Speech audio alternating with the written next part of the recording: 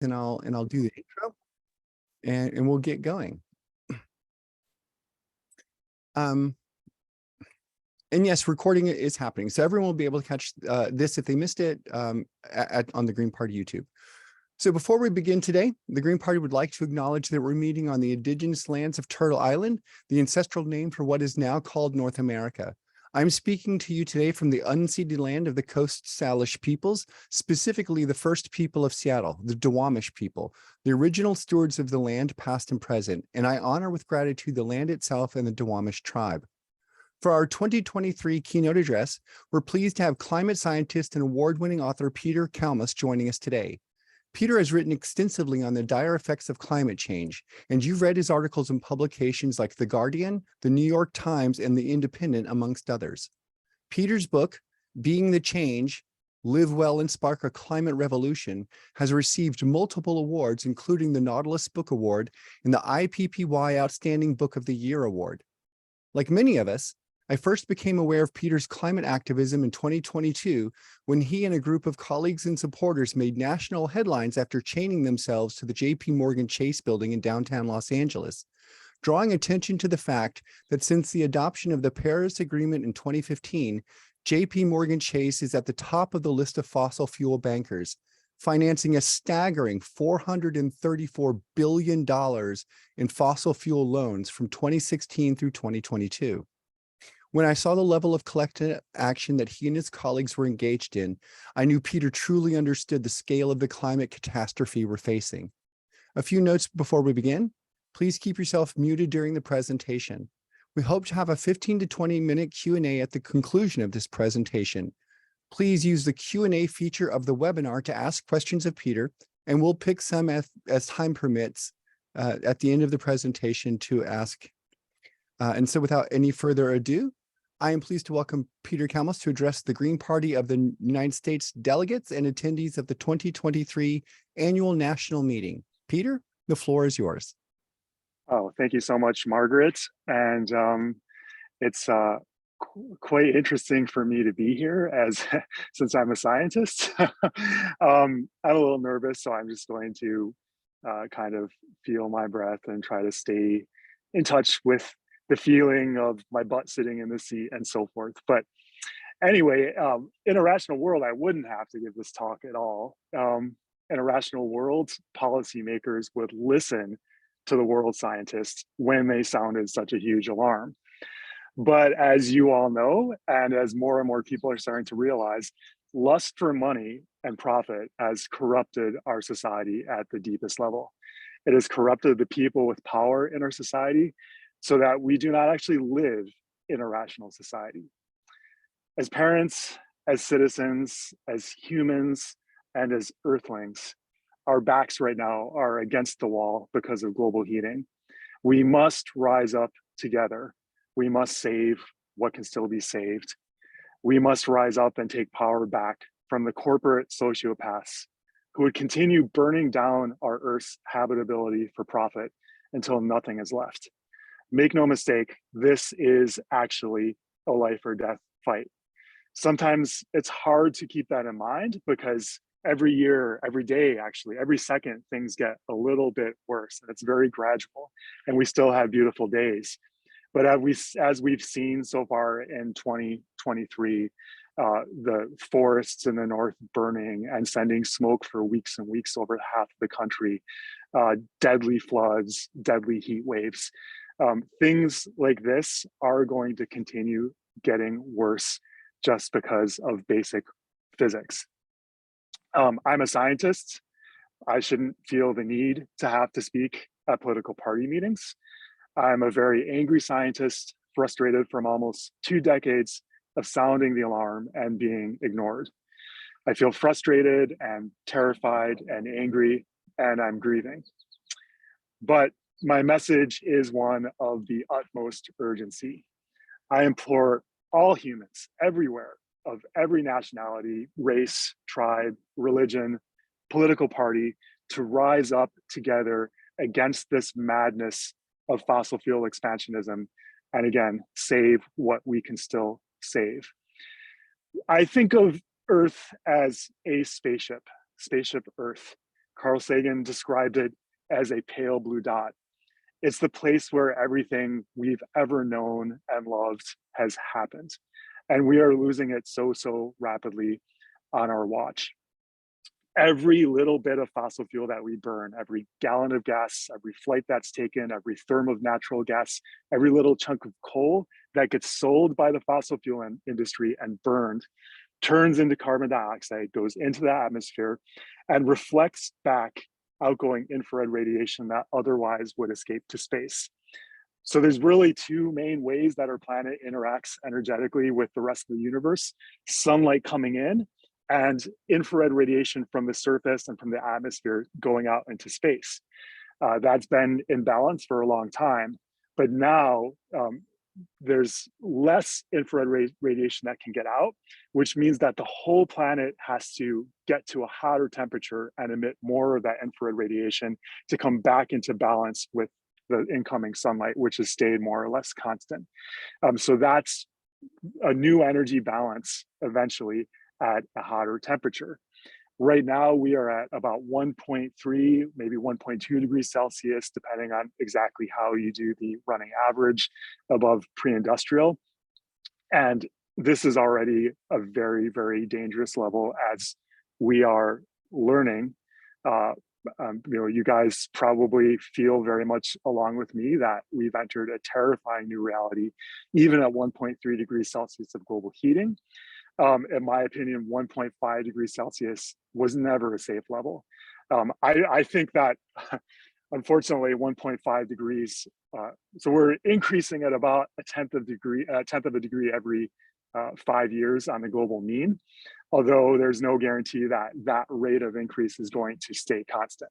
It could actually start accelerating, but that brings us, this last month was the first month that was actually above 1.5 degrees Celsius.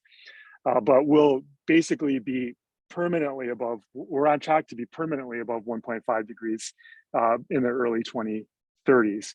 And I think that's going to be a really scary place for us to be as a species on planet Earth. The other thing everyone should know about this climate emergency is that the damage that's being done is irreversible. I feel like if the public really understood that at a deep level, they would be at a much higher level of urgency. But there's all of this garbage about carbon capture, right? Pulling carbon out of the atmosphere, which the fossil fuel industry absolutely loves because it's effectively a distraction against what we actually need to do, which is to end the fossil fuel industry as quickly as possible. That is job number one, right? So forget all about carbon offsets and planting trees and carbon capture and all of the secondary stuff, which is good that we can do. Even things like building out renewables, all this talk about jobs, right? So it's a politically easy thing to talk about, building out solar, building out wind, which is good, but so far it hasn't even been keeping up with the growth in energy use. So we're, globally speaking, we're still increasing our use of fossil fuels faster than ever before. So it's not like cleaning up a park. You can't just, with a park, you can go and pick up the plastic and the garbage and bring it back to a beautiful, pristine state. That carbon dioxide stays in the atmosphere for hundreds or even thousands of years, which means that the heating and all the impact from the heating will last for hundreds of thousands of years. Ice melts for ice sheets to reform. That could take tens of thousands of years or longer. So that's the time scale for basically sea level rise. So in my opinion, probably much of the world's coastal cities, low-lying areas, probably we've already passed a point of no return for a lot of them. And then the final timescale for irreversibility is the mass extinction that we are in the early stages of, which will cause degraded biodiversity on planet Earth for up to 10 million years.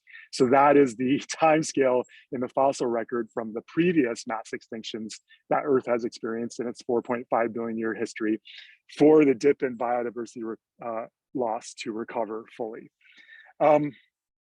But despite how bad things have gotten, what we're experiencing now on Earth, it's still the merest beginnings.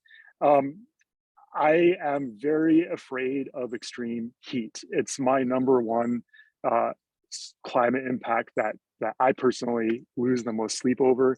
I've been moved over the last few years, been kind of moving my whole career towards studying extreme humid heat and how that impacts human bodies and how that's going to impact human bodies in different emission scenarios in the future.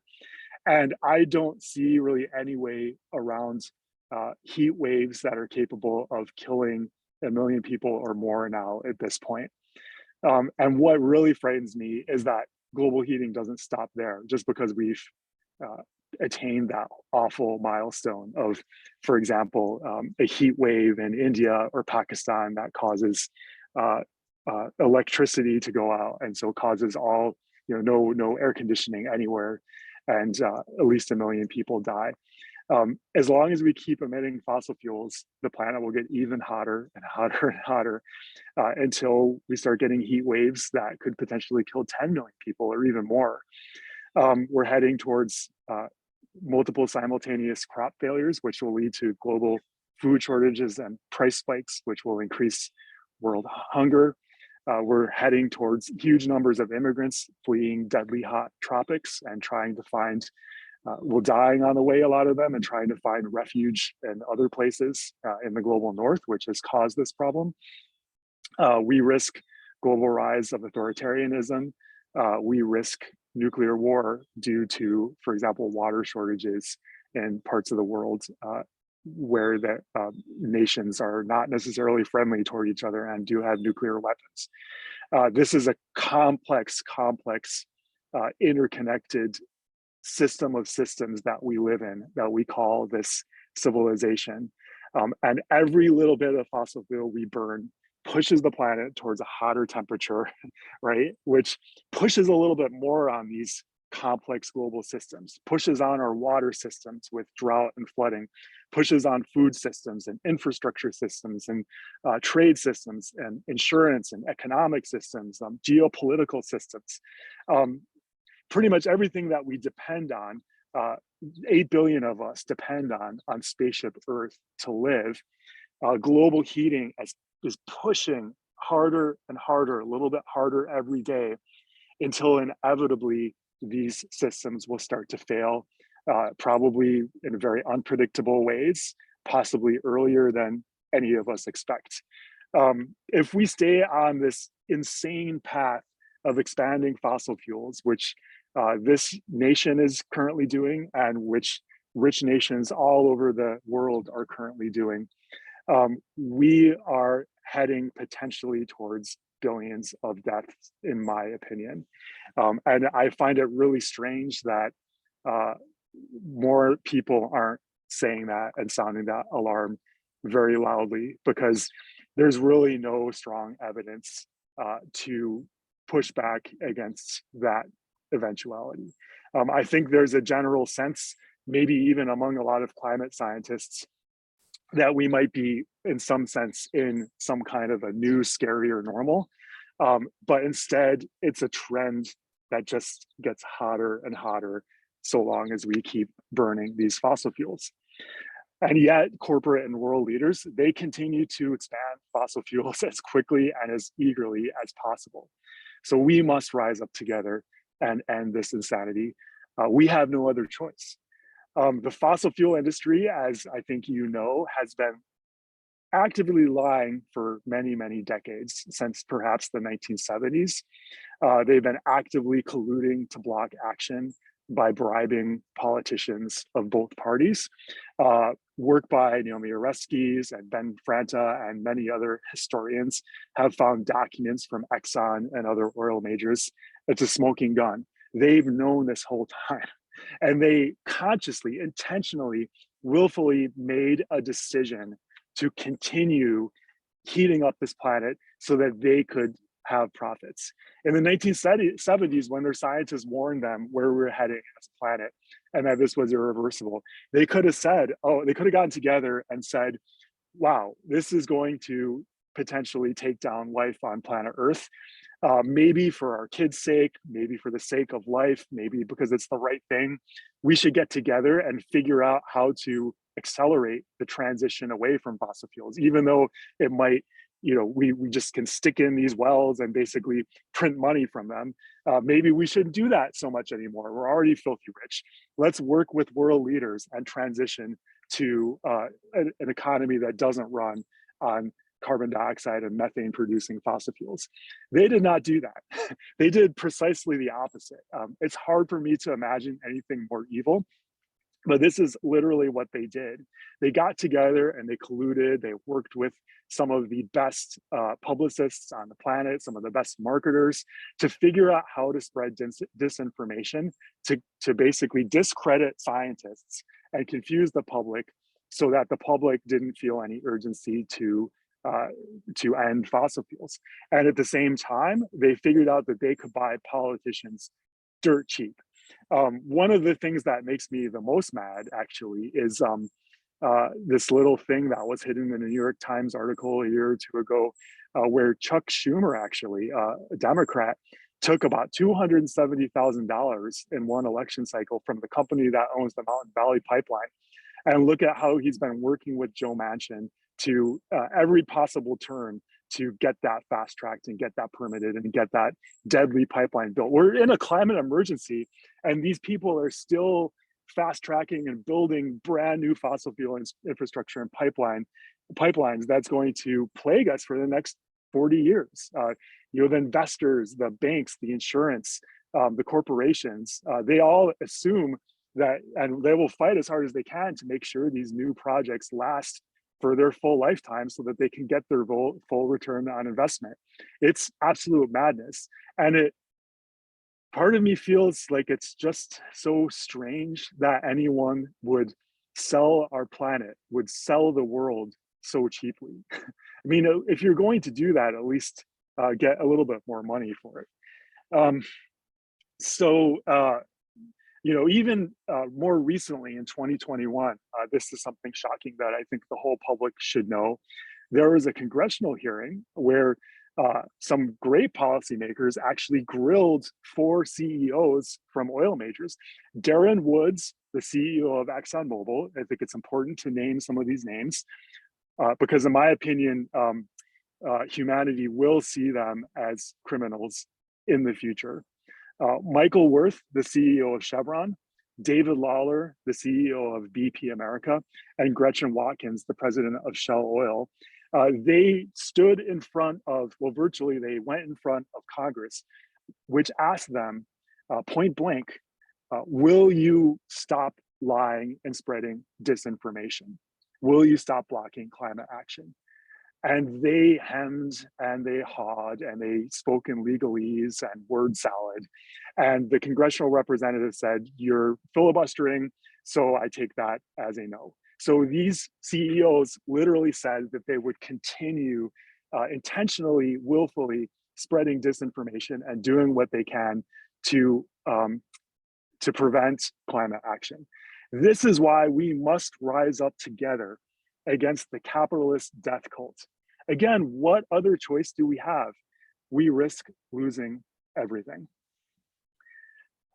I feel as a citizen of the United States, I'm in my late 40s now, that electoral politics has effectively been broken my entire lifetime. It's been serving the ultra rich and their corporations. It's been transferring record amounts of wealth away from the working class and to the rich. It's been literally killing the working class through crazy medical systems that make absolutely no sense except to, as understood through what this is, which is the capitalist death cult. And we see the same thing now with global heating and the fossil fuel and animal agriculture industries.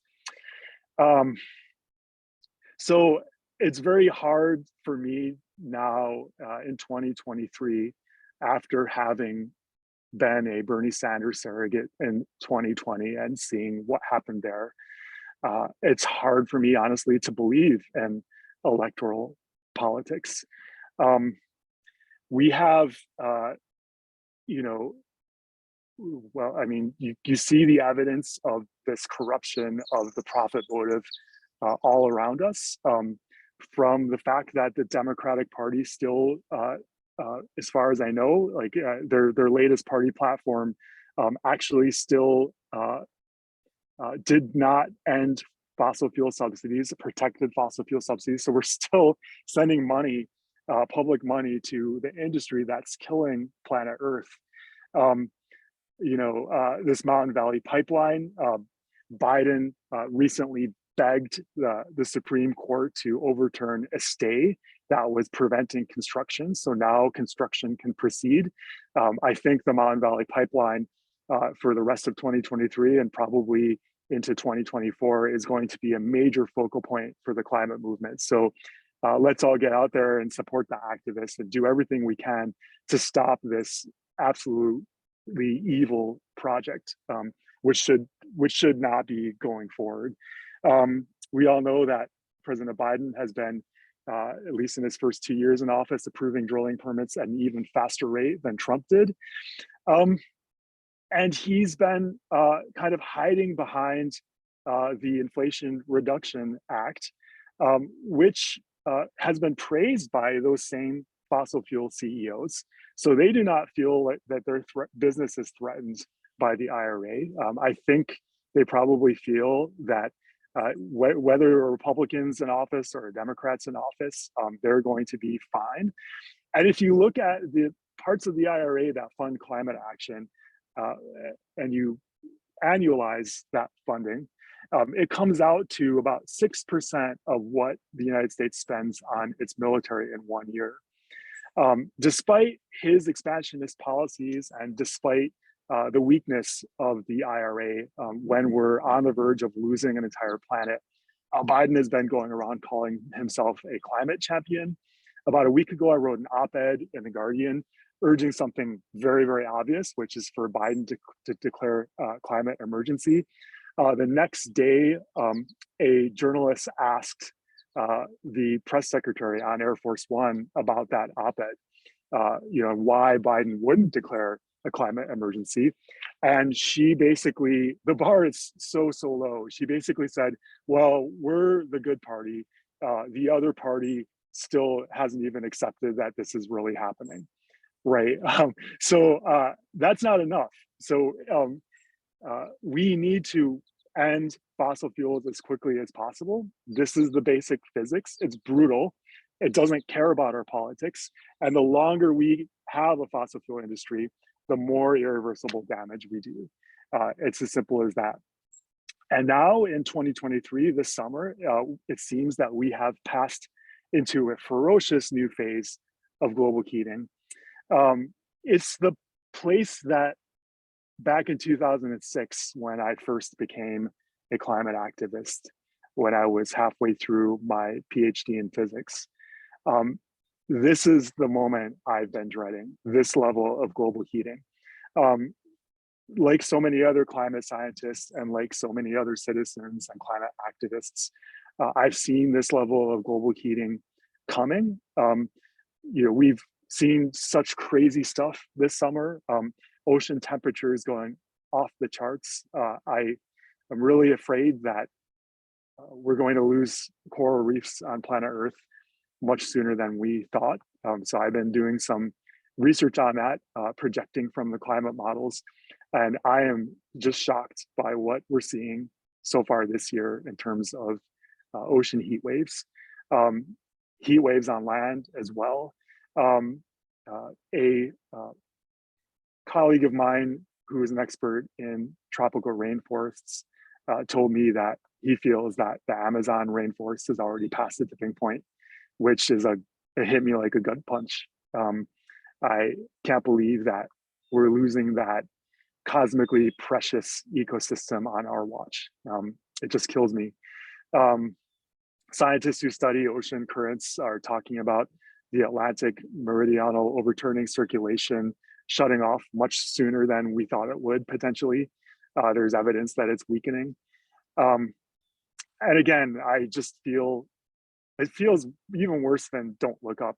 The fact that we're so clearly in a climate emergency, and yet world leaders, including this president, refuse to declare a climate emergency, which seems to me like the bare minimum they can do.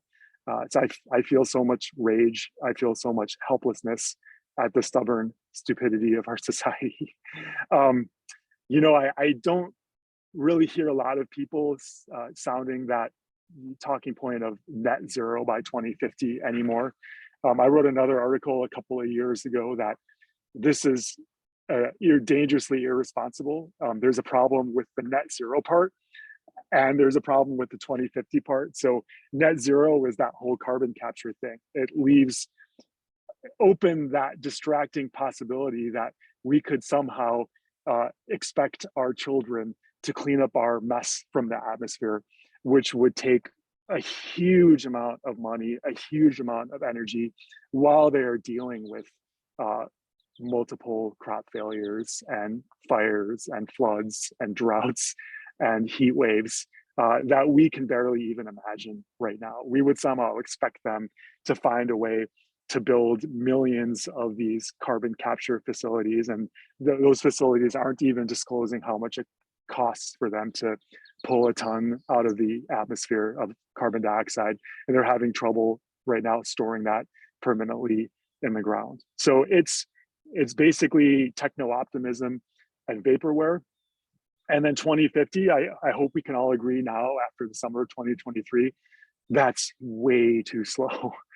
We need to find our way into climate emergency mode somehow, and we need to do it now.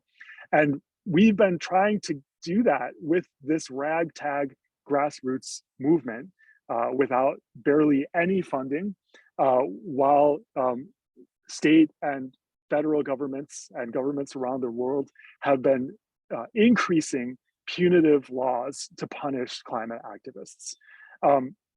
So it's, how do we expect this courageous group, tiny group of climate activists to stand up against the most powerful industry that we've ever seen, that's supported by these huge militaries and governments and media outlets who are not connecting the dots, who are not telling the public the way the fossil fuel industry has very intentionally lied and blocked action.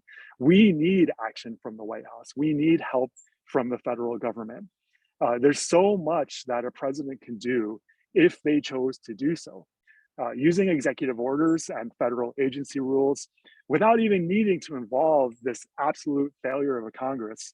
A president could end new drilling leases on federal lands and waters, could block new pipelines, could effectively ban fracking, could unleash, I think this is really key, a historic education program to counter fossil fuel industry disinformation. Actually use the bully pulpit to build awareness and support for this movement, instead of actively trying to suppress this movement in the service of fossil fuel industry CEOs. A president could prohibit government financing of overseas fossil fuel infrastructure, could ban new fossil fuel vehicle sales by 2030 or earlier, prosecute violations by fossil fuel polluters, and really importantly, commit to vetoing any laws which would grant immunity to such criminals.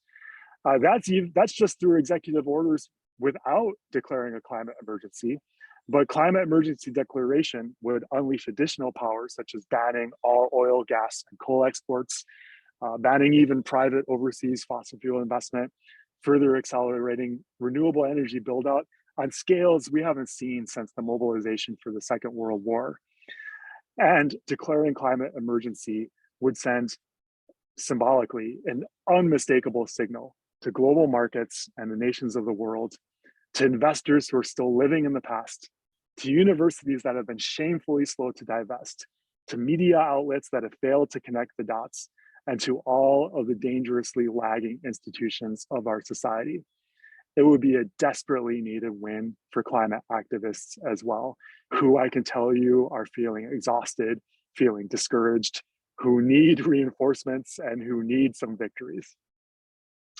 Now, maybe at the risk of angering some of you, my talk today is not meant as an endorsement for any one party or candidate.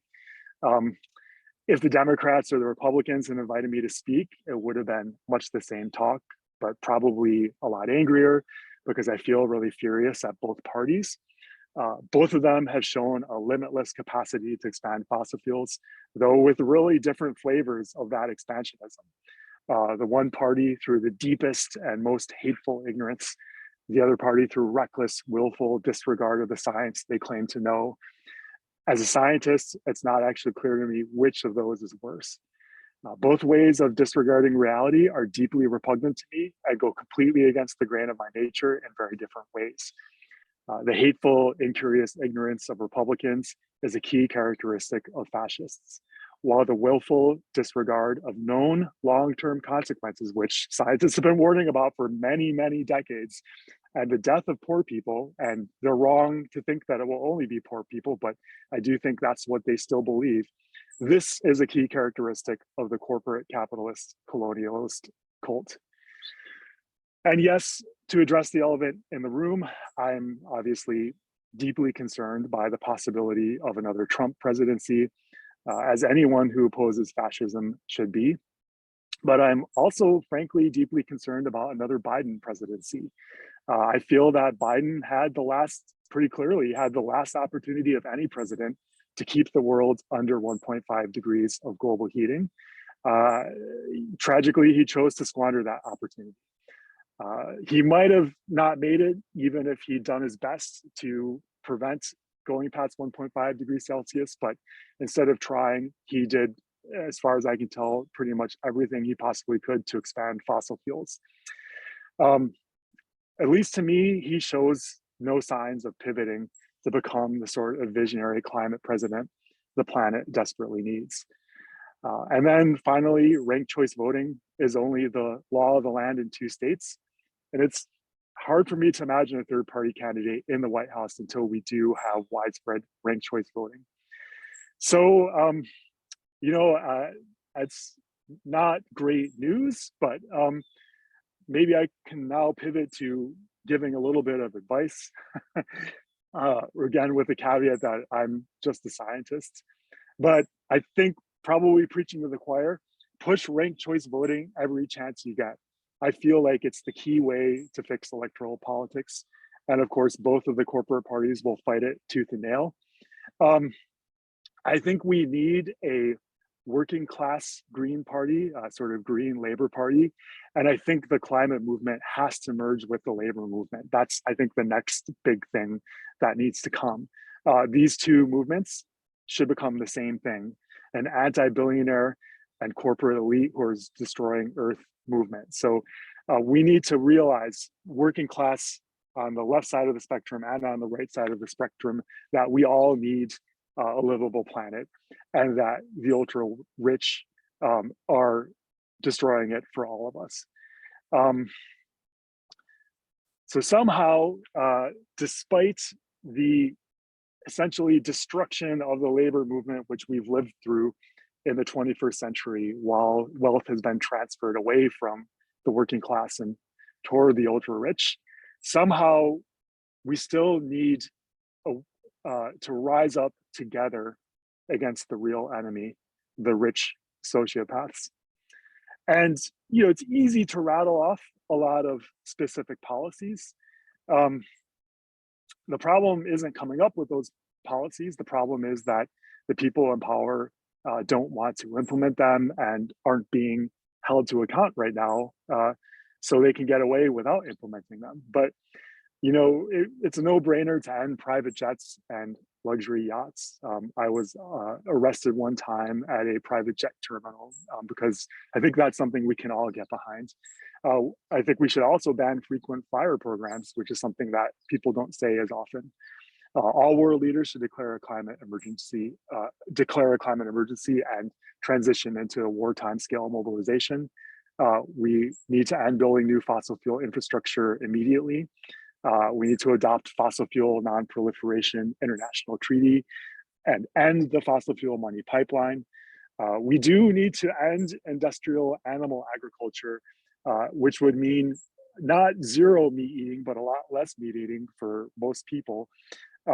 This industrial animal agriculture is responsible for very roughly 15% of the global heating emergency that we're in right now, and also quite a bit of the biodiversity emergency through the destruction of forests so that people can have beef. We need a national education program for reality and to build understanding and the will for solutions.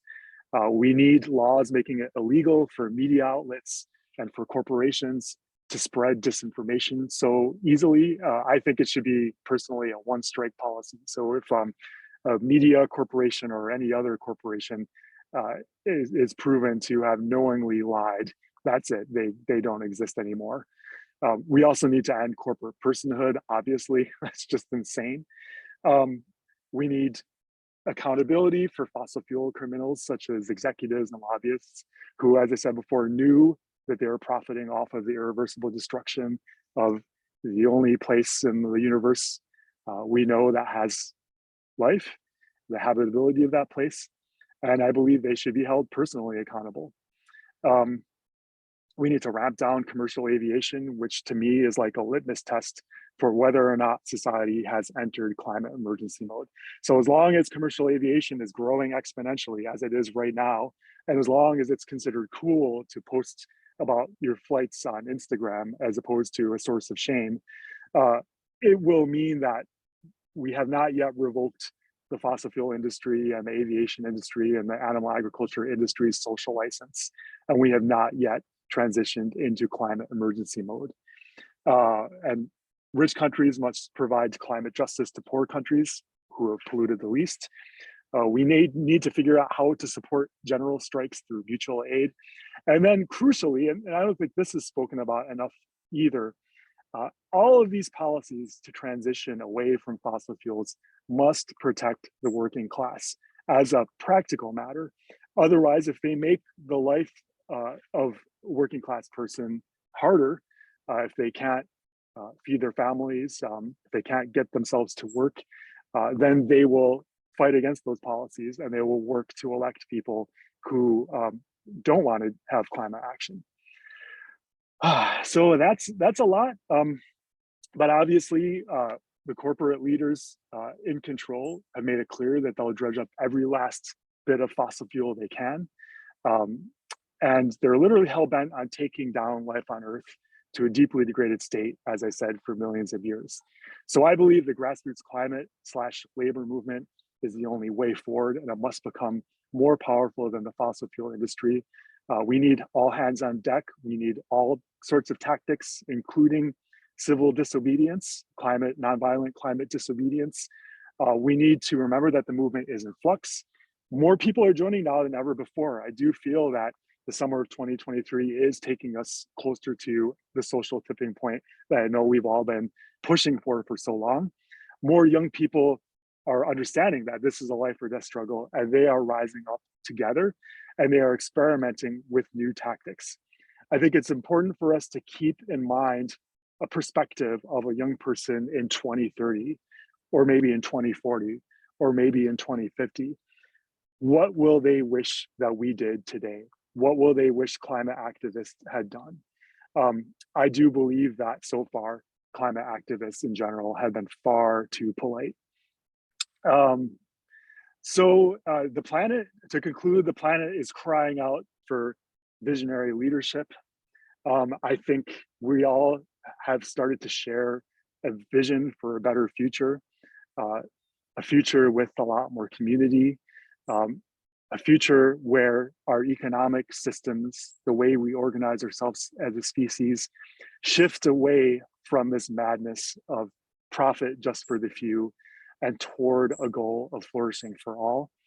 I want to see a humanity that has gratitude for this amazing planet that we live on, has empathy for other humans, has empathy for other species, and learns to live without all this consumerism and without this need to hoard as some sort of way to deal with the fear of death. And I want to see this shift towards that sort of new kind of society before I die. That's actually my deepest wish of all. Um, I know through my own experience that the surest way to feel happy is to help others.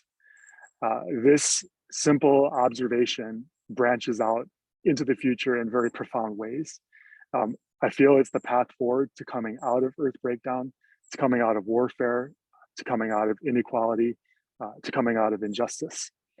Others above self is the blueprint for a new humanity. But while it's important to plant that seed, it's going to take a long time for that tree to grow huge and healthy and to benefit all of life on Earth. So we must also put out the fire, which is burning our house down right now. We must rise up together and we must help each other. This is the only path to saving what can still be saved and also to living a good life. We can never give up. We owe that to our children, to all the good people who don't deserve this, to all the life on this absolute gift of a planet. No matter how much we've lost, it will never be too late to fight, but the hour is very late. It's time to set aside differences and to rise up together as creatively and courageously as we can to save all we still can. Very soon, I feel sure that all but the greatest fools among us will realize that nothing was more important. Thank you. So I'm just going to do this for everyone that you can't hear right now, but thank you very much. What a speech, what a presentation. Wow. So we got a lot of questions for you and as you were going through, lots of personal observations. I just want to like pull out a couple real quick here. Like it was really powerful to me when, you're like, this is worse than Don't Look Up. That was a terrifying movie. And I think a lot of us have seen it on our we can't imagine that that's a real thing, yet that's a real thing and it's happening right now. It is climate catastrophe. The other thing you Yeah, said, which I really think is like something which can't be overstressed enough, which is we can't have climate justice without working class justice. And the polite politics is the tool of the oppressor. We're never going to get where we need to be if we're polite. We have to really stand up. So we have a bunch of questions. I'll do my best to try and get to everyone's and give you a broad variety of them. I guess I'll just pick them and you can kind of go with them okay. from there. Yeah. Okay, so from Blue Wombat asks, if you believe Seymour Hersh that President Biden is responsible for blowing up Nord Stream pipeline, how much methane did this release into the atmosphere and how badly will it accelerate global boiling? Oh, I don't have the numbers on that. I suspect it's probably not a huge amount relative to we're emitting every year as a species about 40 billion tons of CO2 equivalent into the atmosphere every year. So this is probably a little bit of a perverse answer, but whenever there's like a oil spill, for example, there's a big hue and cry. Environmentalists have get a lot of traction. And I always want to scream, the thing that's really killing our planet is when everything works just as it was designed. And that fossil fuel gets burnt, it gets to the market, it gets burnt and goes up into the atmosphere and heats up the planet. So methane is a much stronger greenhouse gas than CO2. After about 10 years, it basically oxidizes in the atmosphere and turns into CO2 and it stays up there for a very long time. But I think we should stay focused on the sort of business as usual expansionism primarily. Gotcha. Thank you very much. Cindy from Ohio says, we've had some awful days this summer with particulates due to smoke from the Canadian forest fires. They've noticed how much the ozone levels have been rising on these, quote, hazy days. Is there a connection to that? And what can we do to help? Well, so those fires are being driven largely by global heating. So the best thing I think we can do is, well, first of all, I want to take a moment just to kind of think about what that smoke is that we're breathing in. It's actually the bodies of trees that were living a short moment earlier. So to me, like I'm someone who absolutely loves trees and feels like when there's a tree I really love and it dies, I feel a lot of grief. So just wanted to say that. But the best thing I think we can do, like I said in my talk, is to end the fossil fuel industry as quickly as possible. Um, there's a lot of articles that come out about things like how to avoid the heat wave, to drink more water, about maybe staying indoors in the worst of these smoke events. But all of that, it's like putting Band-Aid on a severed limb, right? So the root cause of this at the roughly 85% level is the fossil fuel industry. Most of the rest of that is industrial animal agriculture. That's what's driving these fires and these smoke events. And they will keep getting worse, maybe until there's basically no more forest to burn. But until that point, which is a really terrifying point to think about, we will continue having these kinds of smoke events. So again, don't get distracted from the primary thing, which is doing everything we can, working together to ramp down and end this destructive, dishonest fossil fuel industry as quickly as we can, and doing it in a way that's equitable to the working class, to the most vulnerable, to frontline communities, and to developing nations. That's the real tall order that we have right now. But anything else we do is just going to be moving around deck chairs. Thank you, Peter. So another question here. This one is from Sean. Sean says that here in Inglewood, Florida, we were devastated by yet another Cat 5 hurricane, losing a huge amount of trees and other plant life, not to mention habitat for the wildlife. There's a lot of talk of rebuilding, but not so much talk about replanting or even rebuilding human-made landscape that's more resilient or sustainable. What science-based resources are available at a local level to help make our communities make peace with Mother Nature so she'll stop being so mad at us? Oh, wow, that's a really great question. There's so many parts to that question. Um, it's a little crazy making, isn't it, that so many local governments have failed to basically accept that we live on a different planet now. Again, due to and it's not like the planet isn't heating up, right? One industry primarily, and people that are leading that industry are causing the planet to heat up. So it really bugs me when people use the passive voice there. But yeah, you still have Phoenix, as far as I know, it's still the most rapidly growing city in the country, and it's had 30 plus days of over 110-degree heat. And like I said in my talk, that's not going to stop. That's going to keep getting worse and worse.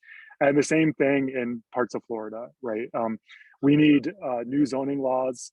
We need probably to think about whether it's even okay to be sort of rebuilding in certain places, as hard as it is to say that. And again, just like we need to get federal motion and federal support and federal policies, we need a stronger climate movement. We need everyone to realize the urgency and basically realize that this is a life or death thing that we're facing before we get local governments to start taking mitigation and also adaptation, which is what you're talking about, seriously, right? There's still city councils and state governments all across the country and local governments all across the world that are still have their heads in the sand basically and are pretending that we can keep doing things just as we've done them throughout the rest of the Holocene before the fossil fuel industry started overheating our planet. So keep pushing at the grassroots level. I think it is, people are waking up, like I said, and it is okay to feel afraid of what's happening because it's scary. If you didn't feel afraid of what's happening to our planet right now, I think it simply means you don't understand what's happening and where it's going. So we need that social collective sense of danger to actually start moving away from the danger, right? So it drives me crazy when, well, the climate denial drives me absolutely crazy, of course. I don't try to dispel that, because it's like trying to convince someone who firmly believes that 2 + 2 is 5, that they're wrong. I mean, if they just keep saying 2 + 2 is 5, eventually what can you do, right? But all of the sort of softer denial too really bothers me. People that kind of accept intellectually where we're at, but haven't gone through that grief process and haven't accepted emotionally where we're at. So they're still holding on to a shred of false hope that maybe somehow the IRA is enough, or maybe somehow what the scientists are saying, it's not going to be that bad, or that maybe we've plateaued and this is the new normal. I'm not exactly sure what they're thinking, but I do know from personal experience that a lot of people who know the science, again, at an intellectual level, they're just kind of grasping emotionally that somehow things aren't all that bad when they actually are. So I feel like collectively and individually, we have to accept that grief, and we have to do that crying and let those tears flow before we. I think pretty much all the climate activists I know, especially the ones taking risks and doing civil disobedience, have all gone through a grief process like that and come out the other side and kind of continue to grapple with that grief and live with it, but use it as a very motivating force. So yeah, that's a great question. I know that was kind of a long answer and maybe not as specific as you wanted for Florida, but I think that the same question basically applies to pretty much everywhere at this point. Thank you very much. That was a great question and a really good answer. We've gotten a ton more questions, as you might imagine, as we've gone on. And Greens, I apologize to you all. We won't have time to get to all the questions. I'll pick a few more, which I think would be really good to expound on.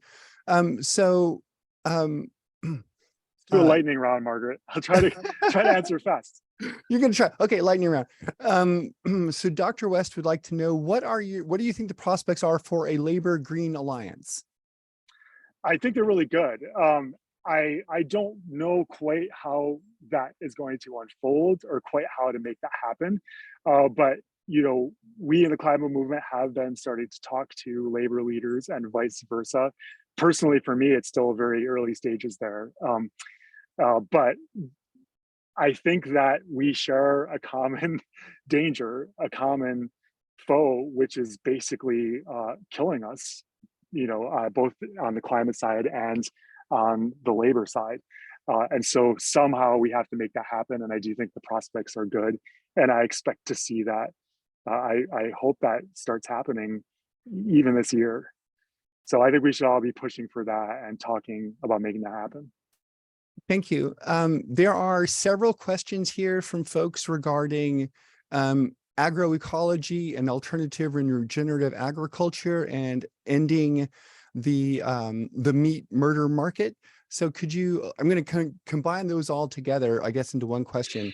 Do you have any ideas like what other kind of industry should be eliminated in like the food industry, and what appropriate steps could we take to like push that action forward? Yeah, so I mean, I think we have to end industrial animal agriculture. I don't see any way around that. I think that a lot of people in this country are going to like basically crucify me for saying that, because we're not ready yet. We're basically, people haven't gotten afraid enough about global heating and the climate emergency to accept that there's some things we're probably not going to be able to do in the short term. People could still eat meat if it's grown sort of locally, sort of on small integrated organic farms where it's actually benefiting. And if a lot of that meat also is not beef, right? So beef's the most damaging of all, especially when it's grown industrially. So obviously we have to end the fossil fuel industry.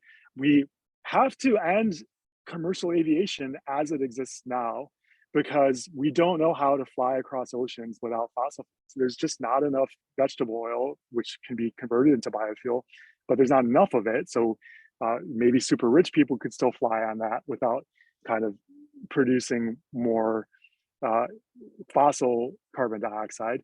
But that still, we kind of need that land for food, not for veggie oil.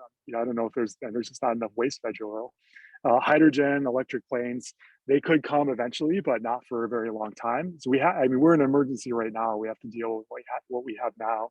And I think that's also very hard for people to accept, that we might have to at least for some time, until we do have non-fossil flight, except that travel will have to be a little bit slower.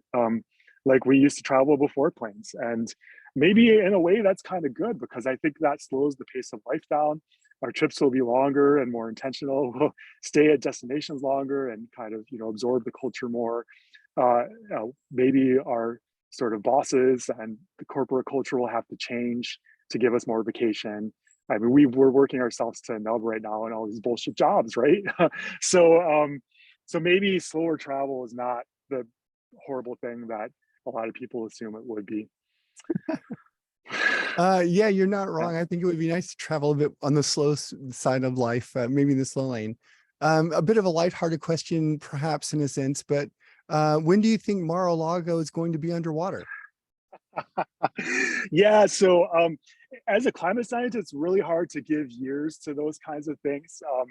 Our climate models are really good at kind of predicting big average things like global mean temperatures. At least up till now, they've been pretty good at that. But for dynamic processes like ice sheet melt, it's very, very hard to make to put a year to those kinds of things. But I wouldn't recommend anyone to try to buy Mar-a-Lago at this point. I think it would be a bad real estate investment. Yeah, I think you could be right about that. Greens delegates and attendees today, we are at the end of our scheduled time for our keynote address. I'd like to thank Peter Kalmus for being here and talking to us today, gracefully answering some of our questions and addressing many of our concerns with the keynote address. And I'd like to leave, Peter, I'd like to give you the last word to send us off out of here, please. Yeah, so don't lose hope, but don't have false hope. We've barely started to address global heating as a country and as a world. Again, IRA is 6% of what we spend on the military. So if we actually prioritize having a livable planet more than we prioritize killing people around the world, if we could stop this media disinformation, if we had support from the federal government and we had international support and we protected the working class, we could solve this and prevent more damage faster than we can imagine. So there's every possibility that we're heading towards that social tipping point. Keep pushing as hard as you can, keep suing the pants off the fossil fuel industry, keep changing all your institutions, keep doing climate civil disobedience, and just keep rising up and fighting together. Thank you so much. Thank you everyone for being here. Once again, we're so grateful to have had you to speak. And I think that your message was really well received by us, and it's a global message which needs to be well received by everybody. Thank you once again, everyone. Thank you. Is it weird just to have one person clapping? I'm not sure, but it doesn't sound weird to me. It sounds great. Can you stay on, at least you, but if everybody else would, that'd be great for just a minute or two. Thank you, everyone. Just to let you all know, there's a Q&A coming up with your steering committee in about half an hour, 40 minutes on this very same main stage. So if we'll see you all then. Bye, everyone.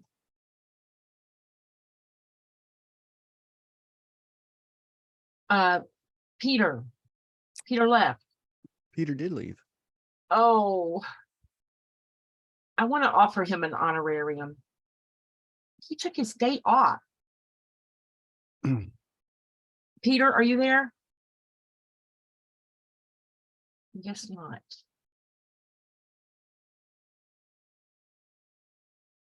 Are we going to, we need to end this one so I can. I know. I got to get on it too.